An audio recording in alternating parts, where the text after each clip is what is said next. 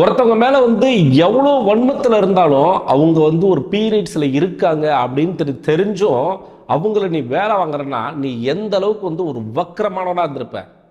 போன வாரம் எப்ஜேவோட அவங்க அப்பா இருக்காரு பார்த்தீங்களா, அவரை ஒருத்தன் தப்பா பேசிட்டான், பிரஜென்ட் இருக்கான் பார்த்தீங்களா, தப்பா பேசிட்டான். ஸோ அதனால எப்ஜே அந்த இடத்துல துள்ளுனது கரெக்டு தான் அப்படின்னு சொல்லிட்டு நான் எப்ஜேக்கு ஒரு மிகப்பெரிய சப்போர்ட் பண்ணியிருந்தேன்.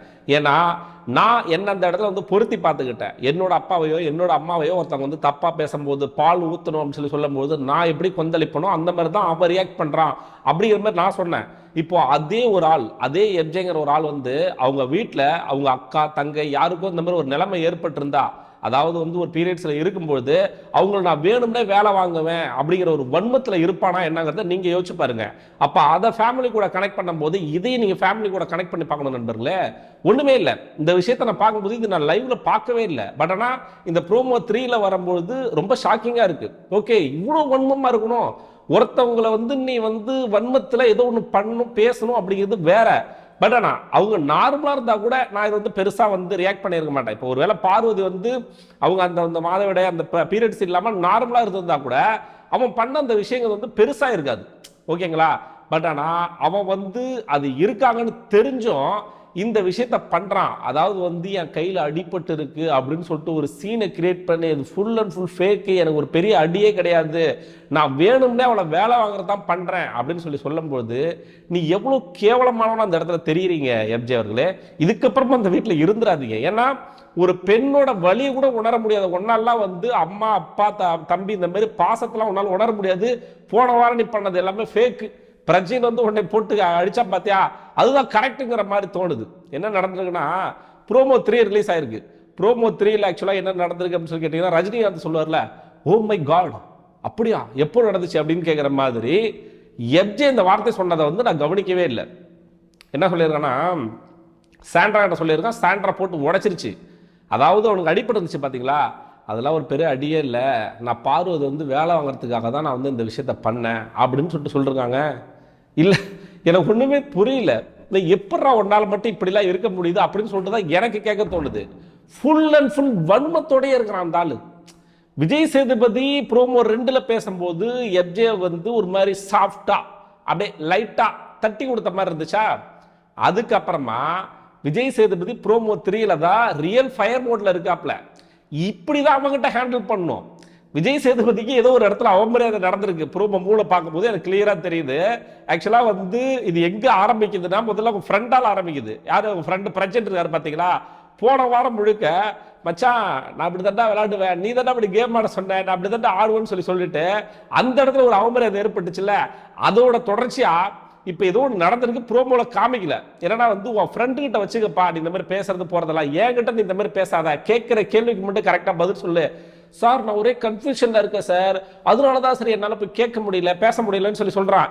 என்னடா கன்ஃபியூஷனு, டாஸ்க் ஏன் ஒழுங்கா ஆடலாம் கன்ஃபியூஷன்ல இருக்காங்கிற, ஏன் சண்டை போய் கேட்கலாம் அதுலயே கன்ஃபியூஷன்ல இருக்கிறாங்கிற, நீ சாண்ட்ரா கிட்ட என்னடா சொன்ன அப்படின்னு சொல்லிட்டு கேட்கும்போது தான் சாண்ட்ரா ஒரு உண்மையை உடைச்சு விடுறாங்க. ஆக்சுவலா இவன் அந்த கையில அடிபட்டுருச்சுன்னு சொல்லிட்டு பார்வதி வேலை வாங்கினா பாத்தீங்களா, அது முழுக்க முழுக்க ஃபேக். அந்த இடத்துல அது முடியுதா. அதுக்கப்புறம் இவன் ஒரு ஆளா என்ன பண்ணிருக்கணும்னா வச்சுங்களேன், அதுக்கப்புறம் பார்வதி வேலை செஞ்சாங்கல்ல, இரவு முழுக்க வேலை செஞ்சாங்க, மறுநாள் வேலை செஞ்சாங்க, அப்ப கூட போயிட்டு சரி விடு அதை கூட சொல்ல வேணாம், அடிப்பட்ட விஷயம் ஒரு ஃபேக்குன்னு கூட இல்லை, ஒரு சின்ன அடிதான், வேணும்னே வேலை வாங்க தான் பண்ண அப்படிங்கிறது கூட சொல்லாம நீ போய் ஹெல்ப் பண்ணிதுன்னா வச்சுக்க, ஓகே டன், ஏதோ பையன் ஹெல்ப் பண்ணியிருக்கான் வேலை செஞ்சிருக்கான் அப்படின்னு சொல்லலாம். நீ வேலையே செய்யல, அடிப்பட்ட அப்படிங்கிற பேர்ல வாரம் முழுக்க உட்காந்துருக்க, வாயை கொடுத்து இதை புண்ணாக்கிப்பாங்கன்னு சொல்லுவாங்கல்ல, அதை தான் நீ பண்ணியிருக்க. ஆக்சுவலா நீ அடிப்பட்டதை அப்படி விட்டுருந்தா கூட பிரச்சனை இல்லை. நீ வியானா கிட்ட சொல்லியிருக்க, சாண்ட்ரா கிட்ட சொல்லியிருக்க, எனக்கு அடிப்பட்டதெல்லாம் ஒரு பெரிய விஷயமே இல்லை, நான் பார்வதி வேலை வாங்குறதுக்காக தான் பண்ணேன் அப்படின்னு சொல்லும் பொழுது அங்க இருக்கவங்களோட மனநிலை எப்படி இருக்கும், உன்னை எப்படி பார்ப்பாங்க, உன்னோட கேரக்டர் எப்படி ப்ரொஜெக்ட் ஆகும். இதை யோசிக்க வேண்டாமா எப்ஜே அவர்களே, இதை யோசிக்க வேண்டாமா? இதுக்கப்புறமும் அந்த வீட்டில் இருக்கணுமா? ஒரு பெண்ணிடம் பழகுகிறாய், ஒரு பெண்ணுகிட்ட ஒரு பெண்ணுகிட்ட இல்லை 2-3 பெண்ணுகிட்ட நீ பழகுறது வேற விஷயம். இருந்தாலும் 2-3 பெண்ணுகிட்ட பழகுற, அந்த பெண்கள்கிட்ட பழகும் போது அந்த பெண்கள் இனிமையா தெரியறாங்கல்ல, அந்த பெண்களோட வலி அப்படிங்கிறது அவனுக்கு தெரிய மாட்டேங்குது. அந்த கஷ்ட காலம் வரும்போது அந்த பெண்களோட வலி இருக்கு பாத்தீங்களா, அதை பத்தி அவனுக்கு புரிய மாட்டேங்குது. உங்களுக்கு எல்லா வீட்லயுமே பெண்கள் இருக்காங்கல்ல, அவங்களோட ஒரு பேசிக் பெயினை அண்டர்ஸ்டாண்ட் பண்ணிக்க முடியாது, நீ எல்லாம் எப்படி ஒரு மனுஷனா இருக்க முடியும் அப்படின்னு சொல்லிட்டு தான் கேட்க தோணுது. ஏன்னா திரும்பி சொல்றேன், போன வாரம் திவ்யா கணேஷ் வந்து ஒரு விஷயத்த பண்ணாங்க. இப்போ மெடிக்கலில் போயிட்டு இது எனக்கு வந்து தலைவலிக்குது, ஐயோ அம்மா அப்படின்னு சொல்லிட்டு ஒன்று பண்ணாங்க. ஒரு பால் கேட்டாங்க, பால் நீ தரல, அதில் ஒரு பிரச்சனை ஏற்பட்டுச்சு. ஆனால் அது ஒரு பெரிய விஷயம் கிடையாது. ஏன்னா அவங்க ஃபேக்காக பண்ணாங்க அப்படிங்கிறது வந்து இங்கே ப்ரூவ் பண்ணப்பட்டதுனால அந்த இடத்துல நீ கொடுத்துருந்தாலும் கொடுக்காட்டி அது ஒரு பெரிய விஷயமா இருக்காது. ஈவன் நான் உனக்கு தான் சப்போர்ட் பண்ணியிருப்பேன். பட் ஆனால் உண்மையாகவே உனக்கு அடிபட்டிருக்கு அப்படின்னு சொல்லிட்டு உனக்காக இரவு முழுக்க வேலை செஞ்ச அவங்க, ஒன்னால பெஸ்ட் பெர்ஃபார்மராக வரக்கூடிய அவங்க ஒன்னால அவமானப்பட்டு எல்லாரும் முன்னாடி நிற்கிறாங்க. லிட்டரலாக சொல்லணும், புள்ளி பண்ணப்பட்டாங்க. அப்போ கூட உனக்கு மனசு இறங்கி போயிட்டு நீ கேட்க தோணலை. இதில் சில பேர் என்ன சொல்கிறாங்க, பாருகிட்ட பைசா வாங்கிட்டு பிஆர் ஒரு பார்க்குறாங்க, பாருக்கு சப்போர்ட் பண்ணுறான், பாரு வந்து இது பண்ணுறான், பழைய காமெடி ஒன்று பண்ணுறாங்க, பாரு மாதிரி ஒய்ஃப்லாம் உனக்கு அமைச்சிட்டா எப்படி அப்படின்னு சொல்லிட்டு. இதெல்லாம் பழைய ஜோக்கு ப்ரோ. ஆக்சுவலாக பார்வதிக்கு இந்த வாரம் 80% அவங்க சைடு சரி இருக்கு, 20% தவறு இருக்கு. கடந்த வாரம் என் வீடியோ பார்த்தீங்கன்னா பார்வதி போட்டு பொழந்திருப்பேன். அப்போ பார்வதி மேல நிறைய தவறுகள் இருந்துச்சு. இப்போ பார்வதி மேல நிறைய சரி இருக்கு. அடுத்த வாரம் பார்வதி மேல நிறைய தவறு வரும்போது திரும்பி நான் போட்டு அடிப்பேன். ஆக்சுவலா வந்து எது நியாயமோ அதை தான் பேசணும். அதுக்காக பாரு பியான்னு சொல்லி சொன்னா நான் எல்லாருக்குமே தான் சப்போர்ட் பண்ணி பேசியிருக்கேன். கானாவிற்கு சப்போர்ட் பண்ணியிருக்கேன், பார்வதிக்கு சப்போர்ட் பண்ணியிருக்கேன், சபரிக்கு சப்போர்ட் பண்ணியிருக்கேன், கனிக்கு சப்போர்ட் பண்ணியிருக்கேன், விக்கல் சிக்கரம் சப்போர்ட் பண்ணிருக்கேன், எப்ஜேக்கு சப்போர்ட் பண்ணியிருக்கேன். அந்த மாதிரி எல்லாருக்குமே நான் சப்போர்ட் பண்ணியிருக்கேன். அந்தந்த கட்டத்தில் அந்தந்த சிச்சுவேஷன்ல யாரு பக்கம் சரி யாரு பக்கம் தப்புங்கிறத நம்ம எடுத்து சொல்லணுமே தவிர, அவங்க ஒருத்தவங்க தப்பு அப்படின்னா கடைசி வரைக்கும் தப்பாவே போய் முடியாது இல்ல. இப்ப பார்வதி தப்புன்னு சொல்லி சொல்றீங்க, அது போன வாரம். இந்த வாரம் அவங்க சைடு நிறைய நியாயம் இருக்கு. அப்ப அதை பேசணுமா இல்லையா? அப்ப தப்பானவங்க, நான் தப்பானவங்க மீன்ஸ் அப்படி இல்லை, அவங்க தப்பு செய்வாங்க அப்படின்னா கடைசி வரைக்கும் தப்பே செய்வாங்களா? அவங்க பக்கம் நியாயமே வராதா? எனக்கு புரியல. எனக்கு பார்வதி சப்போர்ட் பண்ணா உடனே பிஆர் அப்படிங்கிறானுங்க. ஆக்சுவலா பார்வதி பக்கம் இந்த வாரம் வந்து நிறைய நியாயங்கள் இருக்கு, நிறைய விஷயங்களை வந்து கேட்கணும், நிறைய நிறைய நிறைய புள்ளி பண்ணப்பட்டிருக்காங்க. அதை விஜய் சேதுபதி இன்னும் டீப்பா அனலைஸ் பண்ணி ரோஸ்ட் பண்ணணும்.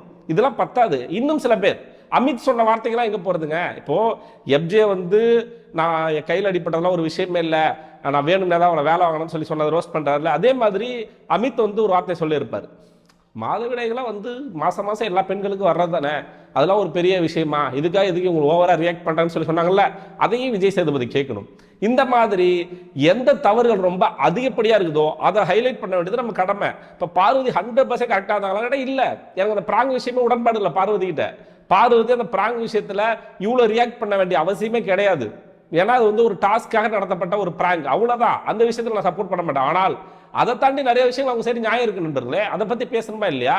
உடனே என்ன சொன்னாலும் வந்து பார்வதி பிஆர், பார்வதி சப்போர்ட் பண்றான், பிஆர் பாக்குறா. இதுல வந்து எங்க வருதுன்னா ஃபேஸ்புக்ல தான் அதிகமா அந்த மாதிரி கமெண்ட்ஸ் வருது. ஸோ அதுக்காக தான் சொல்றேன். மற்றபடி வந்து பிஆர் அப்படிலாம் இல்லை. இந்த ப்ரோமோ பார்க்கும் போது விஜய் சேதுபதிக்கான மரியாதை அப்படிங்கிறது கொஞ்சம் கொஞ்சம் போயிட்டு இருக்கு அப்படிங்கிறது தெரியுது. இதெல்லாம் தெரிஞ்ச உடனே பார்வதி வந்து உடஞ்சி அழுகுறாங்க. யாரா இருந்தாலும் அழுவாங்க. ஏன்னா அடி வாங்கினது நாடா, எனக்கு தானே தெரியும் அந்த வழி அப்படிங்கிற மாதிரி வந்து பார்வதி அவ்வளோ வேலை செஞ்சுருக்காங்க, அவ்வளோ ஸ்ட்ரெஸ்ஸை தாங்கியிருக்காங்க. இன்னும் சொல்லப்போனால் ஹாஸ்டலில் வந்து ஒரு வார்டனா வேலை செஞ்சது அவங்க தான்.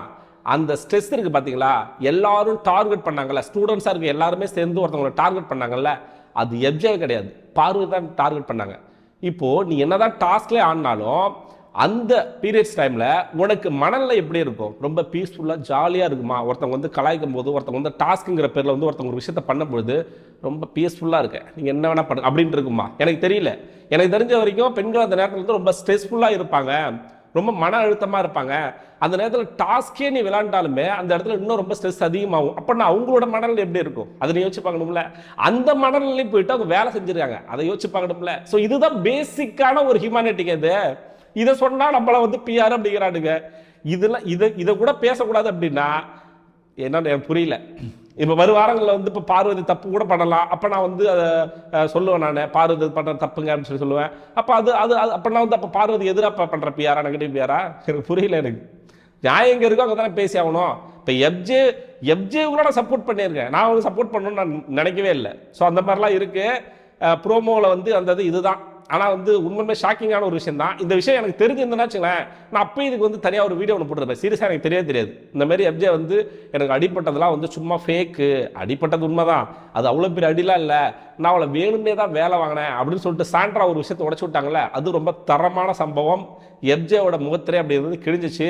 விஜய் சேதுபதி அவர்களுக்கு நம்ம கொடுக்குற ஒரு அட்வைஸ் என்ன அப்படின்னா வந்து நீங்கள் ஒரு வாரம் வந்து பிக் பாஸை வந்து நீங்கள் வந்து தலைன்னு சொல்கிறீங்க, ப்ரோன்னு டியூடுன்னு சொல்கிறீங்க, அண்ணன் சொல்கிறீங்க, இதெல்லாம் உங்களுக்கு யார் இந்த அதிகாரம் கொடுத்தான்னு சொல்லிட்டு கேட்பாரு கிடையாது. பார்த்தீங்களா, அன்றைக்கி வந்து இன்னொரு விஷயத்தையும் சொல்லியிருப்பாரு, நீங்கள் பிக் பாஸை வந்து எப்படி வேணால் கூப்பிடுங்க, சாரி பிக் பாஸ்ன்னு கூப்பிடுங்க, அவங்க வந்து அண்ணனும் சொல்கிறதோ டியூடுன்னு சொல்கிறது சொல்லாதீங்க, என்ன எப்படி வேணால் கூப்பிட்டுங்க அப்படின்னு சொல்லிட்டு விஜய் சேதுபதி சொல்லியிருப்பார்.